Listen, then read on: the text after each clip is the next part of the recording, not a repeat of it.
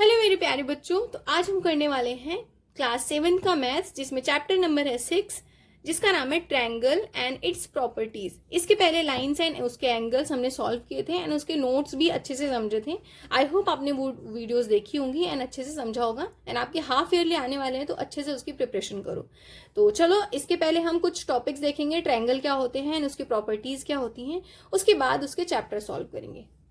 अगर आपसे पूछूं ट्रायंगल क्या होता है, तो बेसिकली एक ये क्लोज कर्व होता है। अब पूछेंगे आप कर्व क्या होता है। कर्व वो होता है, आपने बिना लिफ्ट किए पेंसिल को अगर कोई भी डायग्राम बनाया, वो कर्व होता है। तो it is a closed curve. ये क्लोज्ड कर्व होता है क्योंकि कहीं से ओपन नहीं होता। एंड जो मेडअप ऑफ होता है 3 लाइन सेगमेंट। लाइन सेगमेंट क्या, जो लाइन का पार्ट है। तो triangle is basically a closed curve which is made of 3 line segment. ये है सिंपल सा। अब बात आती है ट्रायंगल में पार्ट्स क्या क्या होते हैं ना, किस किस से मिलके बना होता है। इसमें ये साइड है एंड ये एंगल है एंड ये वर्टेक्स है। साइड्स क्या है, A B, B C and C B. ठीक है, तो ये इसके हमने साइड कर लिए। एंगल्स ए बी सी ये हो गया, एंगल बी सी ए ये हो गया, एंगल सी ए बी ये मैंने लिख दिया। वर्टेक्स पूछूं तो ये बी सी ए ये हो गए वर्टेक्स। तो आई होप ट्रायंगल में उसकी जो ट्रायंगल को स्पेसिफाई करता है वो समझ में आया होगा कि साइड, एंगल्स एंड वर्टेक्स क्या होते हैं। अब इसके कुछ इंपॉर्टेंट लाइंस होती हैं ट्रायंगल की, जैसे median.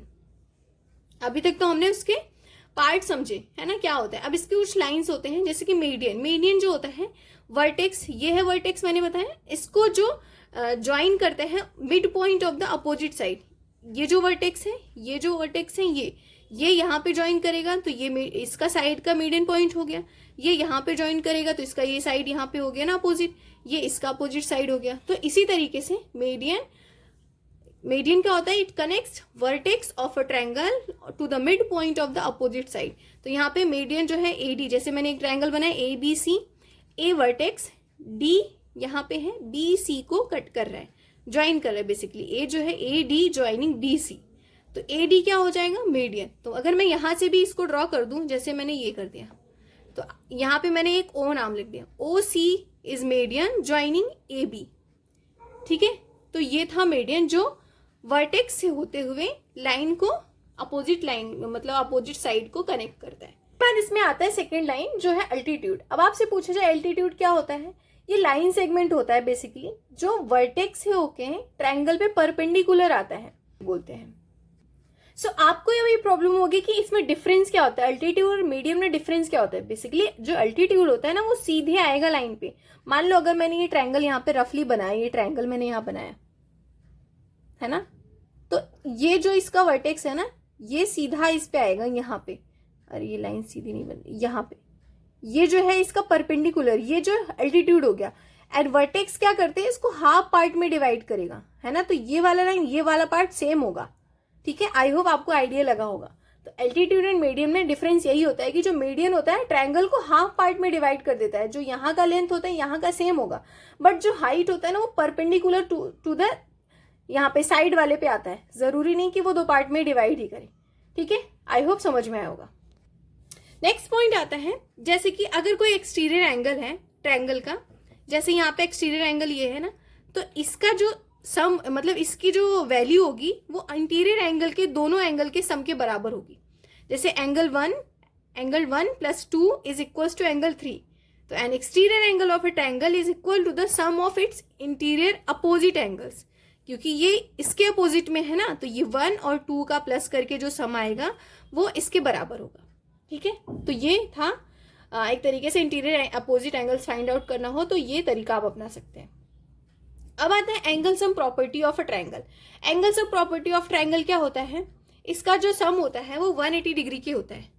Angle sum property basically वही है कि total measure of the 3 angles of a triangle is 180 degree. तो बस एंगल सम प्रॉपर्टी में यही ध्यान रखने की वो तीनों साइड का सम 180 होता है। इक्विलेटरल ट्रायंगल क्या होते हैं, जिनकी तीनों साइड्स एंड तीनों एंगल्स इक्वल होते हैं। तो अब एक एंगल की वैल्यू क्या होगी, 60 डिग्री हो जाएगी। तो इक्विलेटरल ट्रायंगल मतलब तीनों साइड्स एंड तीनों एंगल्स इक्वल। आइसोसेलेस ट्रायंगल क्या होता है, जिनमें 2 साइड्स हैं वो इक्वल होती हैं, एंड जो 2 साइड्स ही बेसिकली इक्वल होती हैं, तीसरी किसी के इक्वल नहीं, क्योंकि 3 ही तो साइड होते हैं ना। तो बेस एंगल जो होते हैं opposite to the equal sides are equal. इसमें देखो, इसमें यही समझना है कि आइसोसेलेस ट्रायंगल दो साइड्स इक्वल होते हैं इसके, एंड जो ये दोनों एंगल है ना, बेस एंगल जो अपोजिट है वो दोनों भी इक्वल होंगे। ये वाला एंगल इसके इक्वल होगा, यही लिखा है, base angle opposite to the equal sides are equal. ये अगर आप फोल्ड करोगे तो ये दोनों का मेजर सेम आएगा, ठीक है, इस पे ये दोनों फिट हो जाएंगे। तो ये था आइसोसेलेस ट्रायंगल। अब बात आती है कि अगर आपसे पूछा जाए if the sum of two angles are greater than the third angles और नॉट, तो सिंपल इसमें ध्यान रखना है कि आप कभी भी ट्रायंगल में सम करोगे किन्हीं दो साइड का, तो हमेशा थर्ड साइड से वो ग्रेटर ही आएगा। जैसे मैंने ए बी और बी सी को प्लस किया तो उसका जो मेजर आएगा वो सी ए से ग्रेटर होगा। A B plus B C is greater than C A, है ना। ऑब्वियस ही बात है कि दो चीजों को सम करोगे तो तीसरे वाले से बड़ा ही होगा ना, ठीक है। अगर मैंने यहाँ पे इसको 3 ले लिया, इसको 4 ले लिया, एंड इसको मैंने यहाँ पे 6 ले लिया, वैसे तो इस तरीके को कुछ होता नहीं है, ये बेस एंड परपेंडिकुलर के हिसाब से इसका साइड डिवाइड होता है। तो ये 3 + 4 7 हो गया, तो 7 इज ग्रेटर देन 6, ठीक है। वैसे ही difference between the length of any two sides, अगर यहाँ पे आपने डिफरेंस किया जैसे A B minus B C, तो जब माइनस करोगे तो ये लेस हो जाएगा थर्ड वाले से। तो हमेशा ध्यान रखना, difference between length of any two sides is smaller than the length of third side. अगर डिफरेंस पूछा है तो थर्ड साइड से स्मॉलर होगी, लेकिन अगर उसमें उन्होंने पूछा है सम, तो आपको पता होना चाहिए कि थर्ड से वो ग्रेटर होगी, ठीक है, दैट्स इट। इस फिगर से मैं समझाती हूँ पहले इसको, पाइथागोरस थ्योरम क्या होता है।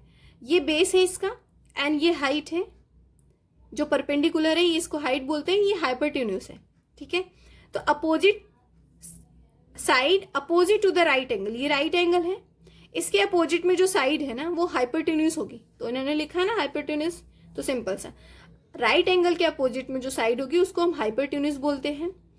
Other two sides are known as the legs of the right angle triangle. तो ये जो दोनों है, बेस और हाइट को मैंने बोला इसके लेग्स हैं, ठीक है। राइट एंगल ट्रायंगल में square of the hypotenuse is equal to the sum of the square of legs. इसको समझते हैं, ये जो है ना AC हाइपोटेन्यूज का स्क्वायर इक्वल टू होगा AB स्क्वायर के प्लस BC स्क्वायर के। तो अगर आपको किसी क्वेश्चन पे इसकी वैल्यू दी है एंड इसकी वैल्यू दी है, ये फाइंड आउट करना है, तो आप इस सिंपल से फॉर्मूले से फाइंड आउट कर सकते हो। हाइपोटेन्यूज का स्क्वायर इक्वल्स टू होता है बेस का स्क्वायर प्लस हाइट का स्क्वायर, ठीक है। आई होप आपको ये पाइथागोरस थ्योरम समझ में आया होगा। अगर कोई भी दो वैल्यू दी है तो आपको एक अच्छे से समझ में फाइंड आउट करने का तरीका पता चल जाएगा।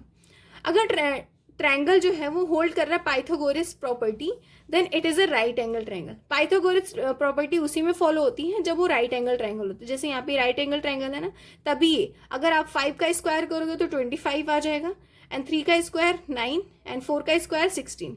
तो इसको प्लस करने के बाद 25 आएगा, 25। तो यही था ना, ये यहाँ पे सॉल्व हो गया।